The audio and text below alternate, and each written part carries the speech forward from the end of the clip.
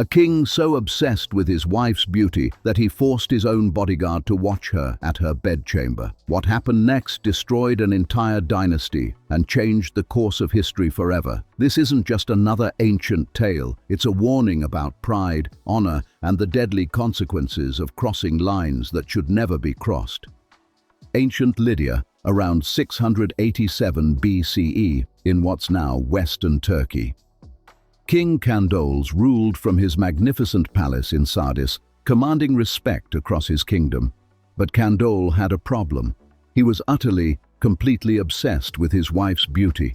Not just in love, but consumed by the need to prove to everyone that she was the most beautiful woman who ever lived. Imagine someone so obsessed with proving their point that they'd risk everything, their throne, their life, their honor, just to make others see what they saw. That's exactly what happened here, and it led to one of history's most shocking betrayals. Gyges was Candaules' most trusted bodyguard, the ancient equivalent of a Secret Service agent, loyal, reliable, always by the king's side. But Candaules began doing something that made Gyges deeply uncomfortable. Day after day, the king would pull him aside and rave about his wife's beauty. "Gyges, you wouldn't believe how beautiful she is," the king would say. "There's no woman in all the world who can compare to her." At first, Gyges probably just nodded politely, but Candaules wasn't satisfied with words. His obsession grew darker. He couldn't stand that Gyges might doubt just how perfect his wife was. So he came up with a plan that would shock even by today's standards. One evening, the king approached Gyges with a proposal that would change everything. "I don't think you truly believe me about my wife's beauty," Candaules said. "People trust their eyes more than their ears. I want you to see her undressing in our private chambers." Can you imagine the horror on Gyges' face? In Lydian culture, this wasn't just inappropriate. It was a violation of everything sacred about marriage and honor. Gyges immediately refused, pleading with his king to reconsider. "When a woman removes her clothes, she removes her modesty too," he argued. "Each person should look only upon their own spouse." But pride had already consumed Candaules. He wasn't going to take no for an answer. What happened next reveals just how far pride can corrupt someone's judgment. Candaules had a plan, a detailed, calculated scheme. "Here's what we'll do," the king explained to his horrified bodyguard. "Tonight I'll hide you behind the door in our bedchamber. When my wife comes to prepare for bed, you'll be able to watch as she undresses. She'll never know you're there." This wasn't a spontaneous decision made in anger or passion. This was premeditated. Candaules had mapped out every detail: where Gyges would hide, when the queen would enter, how he could escape without being seen. But here's what Candaules failed to understand. When you betray someone's privacy, when you expose them without their consent, you're destroying the very foundation that relationships are built on. Gyges found himself trapped. He couldn't refuse a direct order from his king, but he knew this was wrong on every level.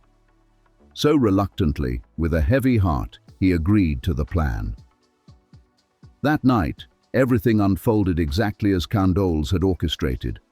Gyges hid behind the door, watched as the queen undressed and began to slip away unseen. He thought he had escaped undetected. He was wrong. As Gyges tried to slip away, the queen caught a glimpse of him from the corner of her eye. In that instant, she understood everything. Her husband had betrayed her in the most humiliating way possible. He had turned her into a spectacle, violated her privacy, and destroyed her honor. But the queen's reaction wasn't what you might expect. She didn't scream. She didn't confront her husband immediately. Instead, she did something far more calculating and, frankly, terrifying. She stayed silent through the night, planning her response. The next morning, the queen summoned Gyges to her chambers. When he arrived, she delivered words that would echo through history. "There are now two paths before you, Gyges. Choose wisely, because your life depends on it. Either you kill Candaules and take both me and the kingdom of Lydia as your own, or you die here today. One of you must pay for this dishonor.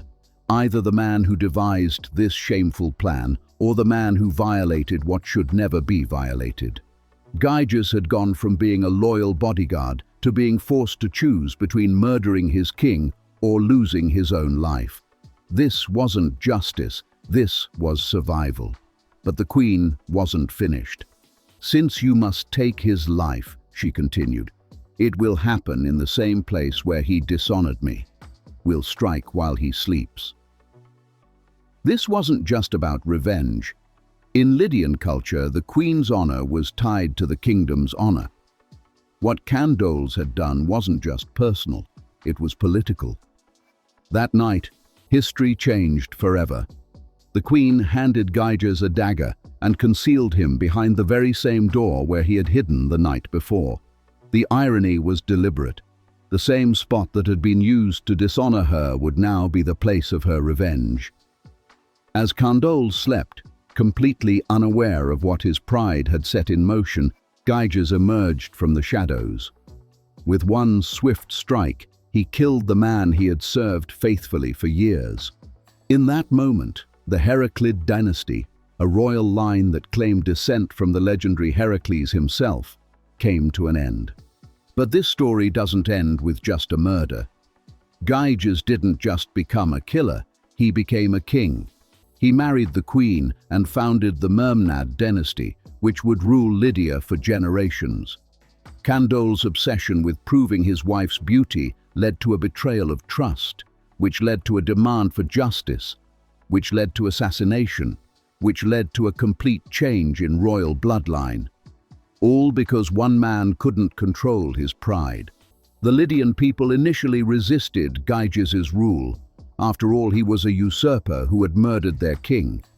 But when they consulted the oracle at Delphi, the gods themselves confirmed that Gyges should rule. However, the oracle also delivered a warning that would prove prophetic. Vengeance for this act would fall upon Gyges' descendants in the 5th generation. Sometimes justice is delayed, but it's never forgotten. The story of Candaules reminds us that pride can destroy everything: a kingdom, a life, an entire dynasty.